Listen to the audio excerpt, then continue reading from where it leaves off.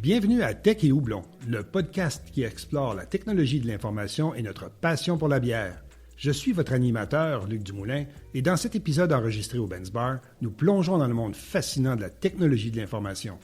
Des dernières actualités et tendances aux avis d'experts, nous abordons tout, y compris nos recommandations de bière. Que vous soyez un amateur de technologie, de bonne bière ou un auditeur curieux, il y a toujours quelque chose de nouveau à découvrir à chaque épisode. Bonjour à tous et bienvenue dans ce nouvel épisode de Tech et Houblon. Aujourd'hui, nous plongeons dans un monde fascinant à l'intersection de la cybersécurité et de l'infrastructure TI. Je suis Luc Dumoulin, votre animateur, et comme toujours, on allie expertise TI et convivialité. Pour cet épisode, j'ai le plaisir d'accueillir Guillaume Chabot, expert en cybersécurité chez Fortinet, un partenaire de confiance chez R2I. Bonjour Guillaume. Bonjour Luc. Merci de te joindre à nous, mais avant d'aller dans le vif du sujet, j'aimerais que tu nous parles de toi, des fonctions que tu occupes chez Fortinet ainsi que ton parcours professionnel. Certainement. Écoute, je fais partie du monde des TI depuis maintenant à peu près une quinzaine d'années. J'ai fait mon début ou les 10 premières années de ma carrière plus en réseautique standard, télécommunications.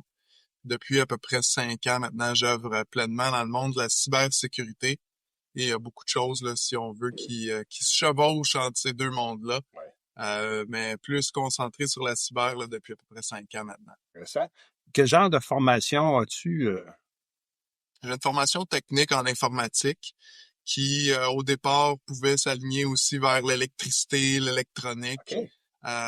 Et après ça, j'ai commencé ma carrière en télécommunication, plus en téléphonie au départ, système téléphonique, les PRI, les SIP trunk, donc toute cette partie-là pour après ça bouger plus dans le routage, switchage, dans le monde network un peu plus standard, avant de refaire un saut chez Fortinet. Intéressant. Aujourd'hui, notre intérêt va se porter sur SASE. C'est un concept de gestion mariant la cybersécurité et l'infrastructure TI. Pour ceux qui ont eu l'opportunité d'écouter nos podcasts précédents, vous savez que mon champ d'expertise se situe vraiment du côté applicatif. Donc, on tombe dans un domaine que je ne connais absolument pas. Alors, pour les néophytes comme moi, Guillaume, peux-tu me dire qu'est-ce que SASE veut dire? Ouais, SASE, l'acronyme lui-même, puis comme vous le savez, en TI, on aime beaucoup les acronymes. Ouais. On pourrait se faire des conversations sans mots complets qui durent assez longtemps. Mais le Secure Access Service Edge, donc SASE qui a été inventé, défini, si on veut, par Gartner il y a quelques années. C'est une nouvelle approche un peu pour allier réseautique et cybersécurité dans un monde d'entreprise, pour les entreprises, les compagnies, là, si on veut. À la base, au plus simple, si on veut, puis c'est un amalgame de produits, mais au départ, si on veut, on prend le firewall ou le pare-feu qu'on avait dans un bureau, dans un réseau, dans un data center, on le déplace dans un cloud et ensuite, on amène tout le trafic à aller passer à travers ce hub-là, ce proxy-là, qui fait un lien ou un blocage entre un usager, l'Internet, les applications qu'ils consomment et ainsi de suite. C'est beaucoup plus que juste un pare-feu qu'on a déployé dans un cloud. C'est un amalgame de produits de cybersécurité qui sont déployés ensemble, conjointement, pour arriver à donner une solution complète aux utilisateurs, aux entreprises, dans un modèle, si on veut, qui est pré-bâti et qu'on n'a pas nécessairement à déployer nous-mêmes ou les entreprises les 7, 8, 9, 10 produits qui pourraient être inclus dans une protection complète. Aujourd'hui, là, comme vous le savez, le landscape, si on veut, a beaucoup changé. Là, au départ, on avait des applications qui se retrouvaient normalement dans un data center, dans un cloud ou quelque part. On mettait un gros firewall là pour protéger nos applications. On avait des employés qui se retrouvaient dans un bureau. On mettait un petit firewall là-bas pour protéger les gens. Il y avait des ponts qui se faisaient entre les gens et les applications. Et les deux firewalls, si on veut, protégeaient des méchants qui se trouvent principalement sur Internet.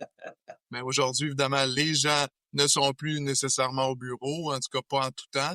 Les applications ne sont plus nécessairement dans le data center, ou en tout cas pas toutes les applications se retrouvent là. On se retrouve à avoir des clouds publics, des clouds privés, des applications SaaS, des portails web et tout plein de morceaux qui se retrouvent éparpillés un peu. Donc, la façon de se protéger a dû évoluer aussi beaucoup. Et le SASE vient répondre un peu là de façon simple et unifiée à cette nouvelle méthode de protéger les employés, les applications et leur réseau. Fait que tu dis simple et unifié, donc ça remplace rien. Ça remplace rien, ça ajoute. Dans certains cas, ça peut remplacer des morceaux qui ont été mis en place de façon unique pour protéger un besoin ou une définition, qui va se retrouver à faire partie de l'ensemble complet de SASE. Donc, peut-être dans certains cas, certains produits seront remplacés par SASE. Mais si on parle d'un réseau traditionnel, où est-ce que dans plusieurs bureaux, dans un data center, on a déployé des firewalls standards pour protéger le trafic. Le concept n'est pas de enlever tous ces firewalls-là pour remplacer ça par SASE.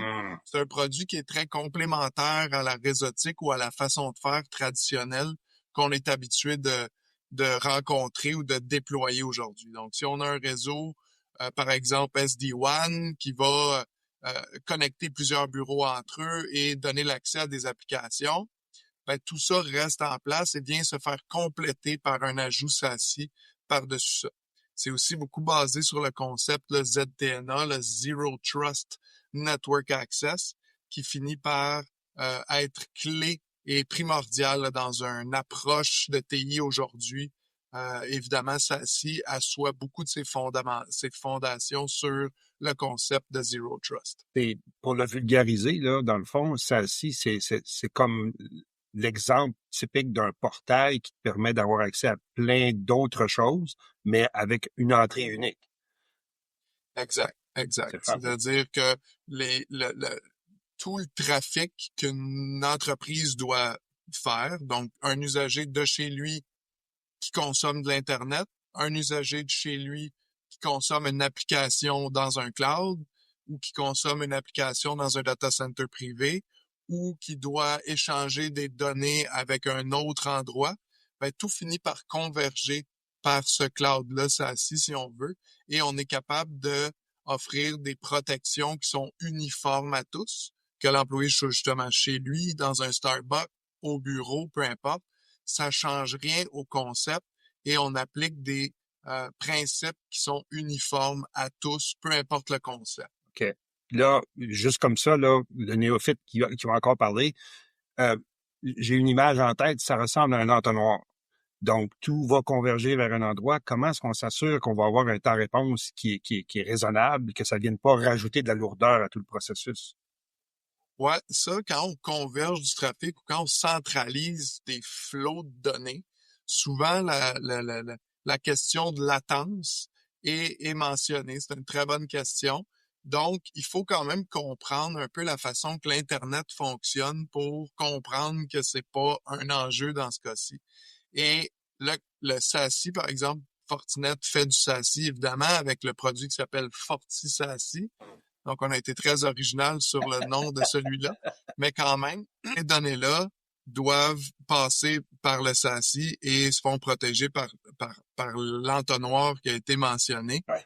Et la façon que l'Internet fonctionne, quand on dit, si par exemple, je suis à Québec et j'ai un Internet local. Donc, mon Internet est directement dans mon bureau, donc je suis proche de mon application. Ben, réellement, si c'est Vidéotron ou Bell ou peu importe qui est votre fournisseur Internet et que vous êtes à Québec à consommer une page Facebook, ben, ce que Vidéotron ou Bell fait, c'est que le trafic passe de votre Internet local au bureau de Québec, va rentrer dans leur backbone à eux, se fait transporter jusqu'à Montréal. À Montréal, se retrouve dans un data center où est-ce que les deux réseaux se croisent, donc celui de Facebook et celui de Vidéotron ou Bell, et l'échange de données se fait là. Donc, quand on déploie des POP cloud pour ajouter tous les produits qui composent le SASE, ben on les déploie proche de ces endroits de peering-là où est-ce que les échanges de données se font de toute façon. Et avec FortiSASE, quand on déploie une nouvelle infrastructure SASE, on se doit de choisir 4 géolocalisations, exemple Montréal, Ottawa, Toronto, Miami, pour que notre configuration spécifique soit dupliquée dans ces 4 endroits-là. Okay. Et selon la destination qu'on souhaite atteindre, le bon POP va le faire. Donc, réellement, la partie applicative de protection se retrouve à côté des endroits où est-ce que l'échange de paquets se fait de toute façon. On va effectivement induire une latence additionnelle, mais dans certains cas, on parle de 1, 2, 3, 4 millisecondes, ce qui est aucunement perceptible pour l'utilisateur qui consomme ce produit. OK. D'accord. Ça me rassure un peu quand même, parce que je me disais, convergence, c'est beau, mais à un moment donné, est-ce que ça va avoir un impact sur le résultat, les applications et tout ça? Tu as parlé ZTNA, tu as parlé un peu plus tôt SD1. Est-ce que ça vaut la peine d'aller un petit peu plus loin dans ce que c'est, ce que ça représente, puis comment c'est géré? Bien, certainement. ZTNA, c'est un concept qui est très intéressant parce que tout le monde, ou à peu près tout le monde, connaît le concept du VPN. Oui. Puis le ZTNA est un peu le remplaçant au VPN traditionnel. C'est-à-dire que si on fait une analogie un peu plate, là, un VPN, c'est comme, puis à la base, je vais expliquer pourquoi un VPN. C'est que si on travaille dans un bureau, notre laptop, ordinateur, se fait donner une adresse IP privée, là, sans aller trop technique, et cette adresse IP privée-là est permise d'accéder aux applications. Okay. Si on prend ce laptop-là puis on s'en va à la maison, on se retrouve avec une adresse IP publique qui est pas dans le bloc permis.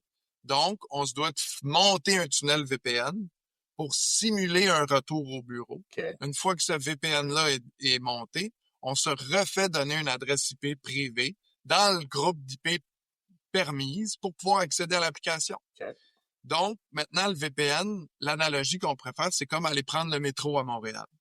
C'est-à-dire que pour pouvoir rentrer au métro Berry-UQAM, on se doit d'avoir une carte d'accès, avoir payé ses frais. Et si on a une passe étudiant ou personne âgée, on se doit peut-être de fournir une preuve d'identification qui justifie notre prix.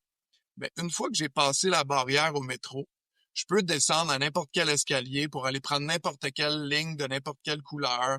Je peux décider même de rester faire une sieste sur un des bancs si ça me tente dans la station. Je peux jouer de la musique dans un corridor si ça me tente. Je peux aller vers l'est, vers l'ouest, vers le nord, vers le sud. Donc, une fois que j'ai accédé au métro, je me suis fait contrôler à la porte, mais une fois à l'intérieur, je fais ce que je veux. J'ai accès à tout. Oui. Le ZTNA, c'est plus comme aller prendre l'avion. C'est-à-dire que, oui, je dois valider mon identité avec mon passeport, mais avant de pouvoir rentrer dans l'aéroport elle-même, je dois faire valider mon bagage, me faire scanner personnellement, vider mes poches.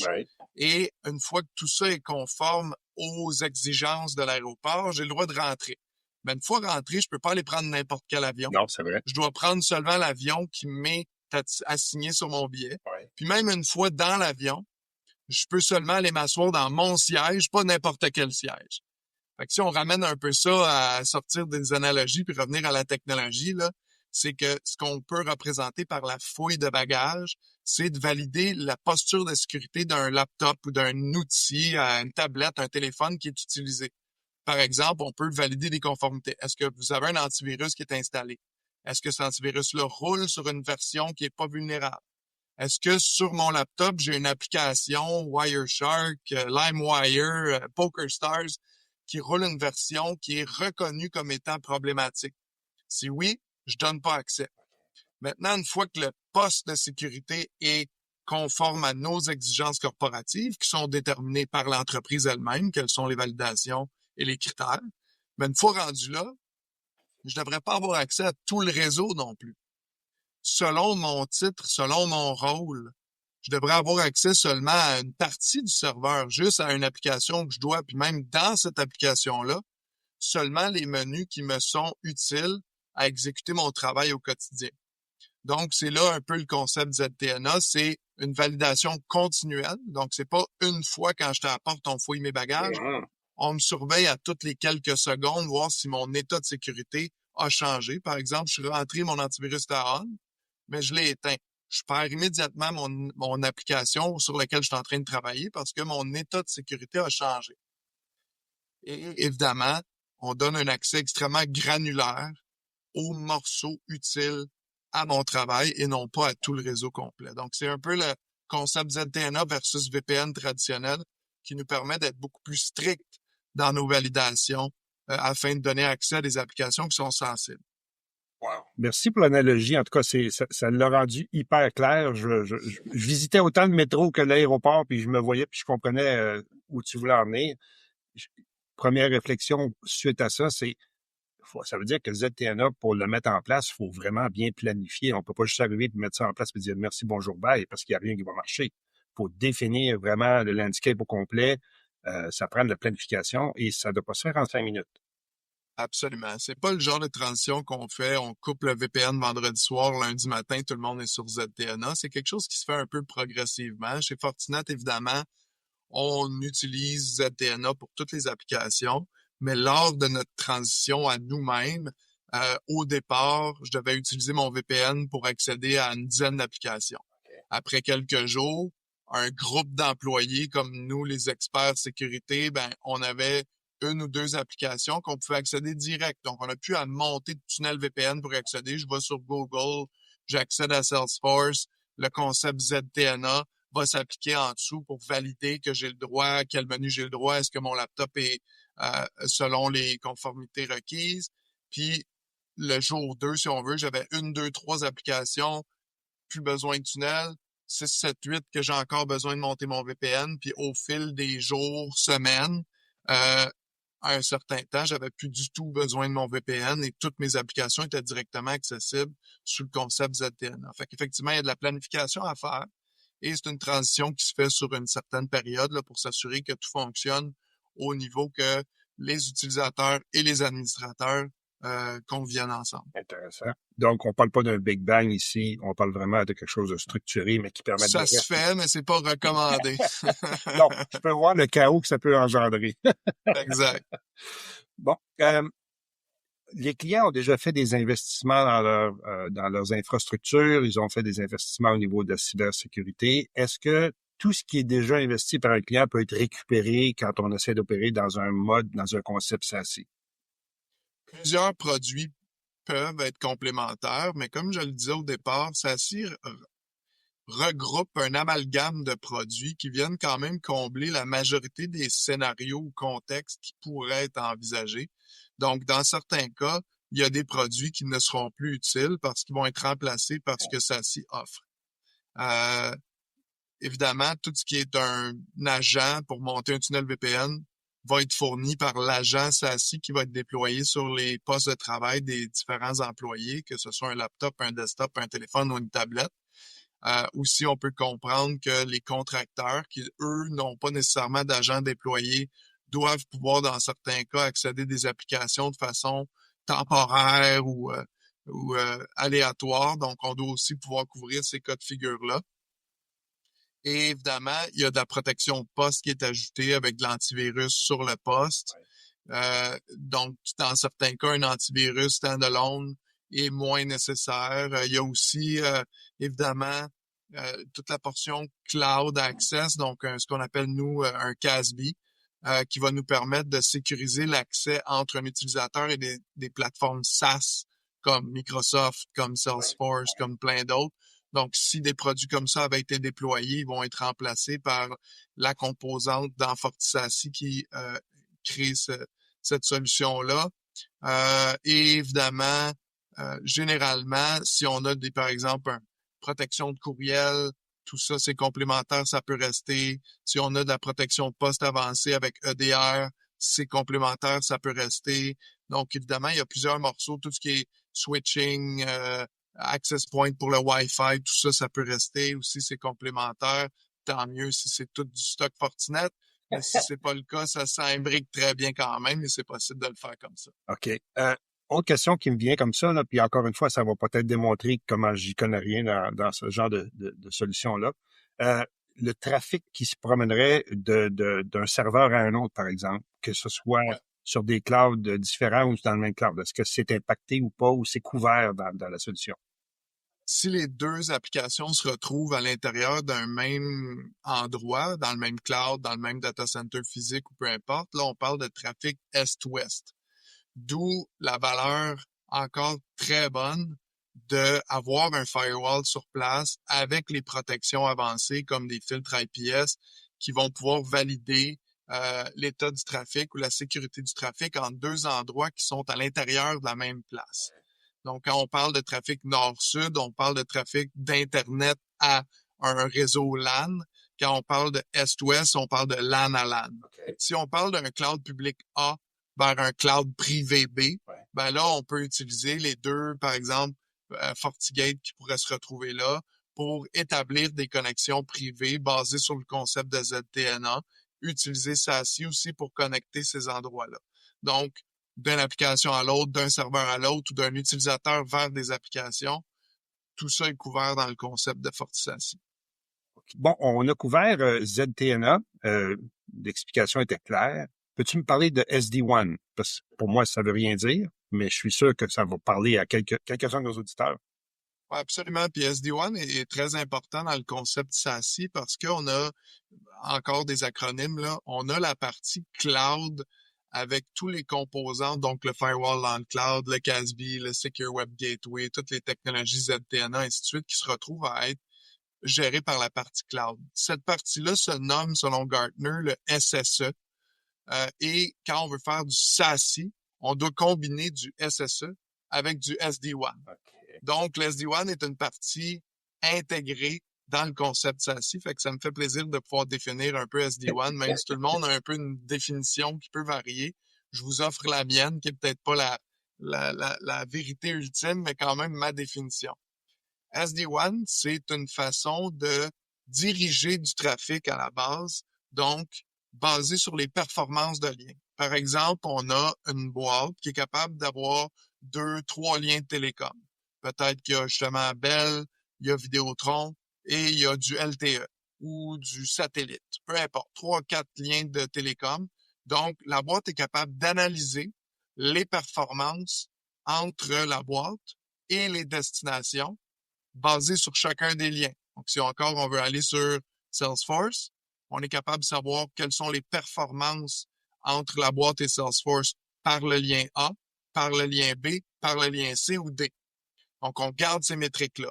De l'autre côté, du côté utilisateur, la boîte aussi est au courant de la couche 7, c'est-à-dire l'application qui est utilisée. Justement, est-ce que c'est Salesforce? Est-ce que c'est un transfert de fichiers? Est-ce que c'est un courriel qui est envoyé? Est-ce que c'est une conversation sur Teams? Et basé sur quelle application est utilisée et la performance en ce moment des liens qui sont présents en temps réel, on peut décider d'aiguiller le trafic sur un ou l'autre des liens. Donc ça, c'est si on parle d'SD-WAN dans un endroit spécifique, ça nous permet de optimiser la performance d'un flot de trafic basé sur le type d'application et la performance des liens en ce moment. Maintenant, à partir de SD-WAN, on peut aussi créer des topologies réseau qui font que les différents endroits, les différents sites peuvent communiquer entre eux par différents chemins. On peut créer, par exemple, des tunnels privés entre des différents endroits et entre ces endroits-là, évaluer la performance en temps réel des différents chemins et donc créer des réseaux multisites avec le concept d'SD-WAN pour pouvoir connecter différents endroits, différents flots de communication basés sur les performances en temps réel. Okay. Donc, SD-WAN, si je comprends bien, c'est déjà quelque chose qui est existant. C'est pas quelque chose Absolument. qui est né avec SASE. Donc, moi, je viens, comme je disais, de la partie télécommunication. À la base, on faisait beaucoup soit de l'Internet, soit des réseaux MPLS, qui sont des réseaux privés de fibre optique qui permettent de connecter différents sites. Bien que SD-WAN peut être complémentaire au MPLS, parce qu'on disait on peut avoir plusieurs liens. Pour avoir un lien MPLS, 2 liens Internet, puis choisir le bon chemin selon le contexte, mais est venu dans beaucoup de cas remplacer l'MPLS parce qu'on avait moins besoin d'avoir un réseau stable et privé. Parce que basé sur le concept d'SD-WAN, on peut permettre de s'assurer d'une performance acceptable des différents flux de trafic à travers le temps. Puis, pour SASE, on le sait que l'utilisateur devra atteindre des destinations qui sont dans des endroits multiples. Donc, peut-être un cloud, un SaaS, un data center, un bureau, peu importe. Donc, on utilise le concept d'SD-WAN pour maximiser ou optimiser les performances entre un utilisateur et les destinations qui sont utiles dans son travail au quotidien. OK. Le temps file, j'ai tellement d'autres questions, mais j'aimerais peut-être, si tu as une boule de cristal, que tu me dises, ça va être quoi, d'après toi, l'évolution à venir une fois que maintenant que SASSI est en place, qu'on en parle, il y a des équipements qui existent et ainsi de suite, vers quoi on se dirige? T'as-tu une idée? Ben, écoute, là, rendu là, c'est mon opinion personnelle, OK, mais l'adoption du SASSI, ça fait à peu près 2-3 ans que beaucoup de gens en parlent, beaucoup de conférences, beaucoup de podcasts, beaucoup de choses sont tournées autour du SASSI, puis beaucoup aiment le sujet, mais nécessairement encore n'ont pas déployé ces solutions-là. Moi, ce que je vois, c'est que l'adoption s'en vient massive, rapidement, parce que justement, le concept de simplicité, là, le SASSI, par exemple, vous avez 182 employés, ben c'est 182 licences SASSI. Puis le déploiement des 7, 8, 9 technologies vont être complètement mis dans une boîte interne.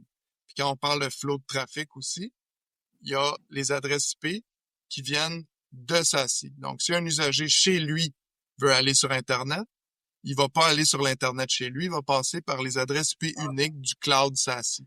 Donc, on vient refermer le goulot un peu, ou si on veut, la surface d'attaque que les différents attaquants peuvent utiliser. Évidemment, les tendances se dirigent beaucoup, puis ChatGPT en a fait ouvrir les yeux à plusieurs, mais beaucoup l'intelligence artificielle vient s'immiscer un peu dans notre monde de réseautique et de cybersécurité. Parce que les attaquants utilisent la force de l'intelligence artificielle pour créer des méthodes d'attaque qui sont de plus en plus sophistiquées et performantes. Et c'est très accessible à tous. On n'a plus besoin d'être un expert hacker pour pouvoir réussir une attaque vers une entreprise, une destination, un service ou une application.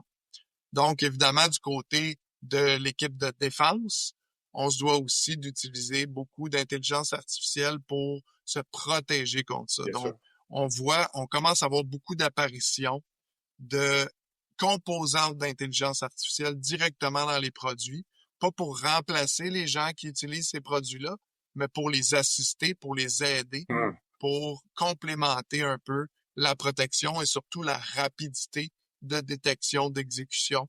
Ça vient compléter un peu l'expertise humaine là, dans ces réseaux-là. Moi, je vois une forte tendance là, se diriger vers là. Wow. L'intelligence artificielle. Ça sera un prochain sujet de podcast, ça, probablement. Écoute, On j'aimerais pourra ça... pas s'en sauver. Non, ça c'est sûr que non. J'aimerais ça profiter du fait que tu sois là, puis du temps que tu as pris avec nous aujourd'hui pour que tu présentes un peu Fortinet pour ceux qui ne connaîtraient pas ou qui ne seraient pas au courant de l'étendue de cette entreprise-là. Fait que si tu veux prendre quelques minutes pour en parler. Bien, certainement. Fortinet, on est une entreprise, un manufacturier, donc on produit des produits et services principalement reliés autour de la cybersécurité, mais du networking aussi. Entreprise initialement fondée à Burnaby, au Canada, qui a maintenant déménagé son siège social avec les autres Big Tech en Californie. Mais on est une entreprise cotée en bourse à New York, compte à peu près 14 000 employés aujourd'hui, là, à peu près 3 500 de ces employés-là se retrouvent au Canada. On a beaucoup de centres de développement, de recherche et d'ingénierie qui se retrouvent ici au Canada. Donc, on a quand même une grande force ici localement. Juste au Québec, on est à peu près 60 personnes qui parlent français, qui œuvrent autour des ventes, pré-ventes, support aux ventes au Québec. Donc, on a quand même une belle force de ce côté-là. Mais on est notre entreprise qui œuvre mondialement. Là, on a des fortes présences aussi dans tout ce qui est l'Asie-Pacifique, Amérique du Sud, Europe, États-Unis, évidemment, et partout ailleurs dans le monde.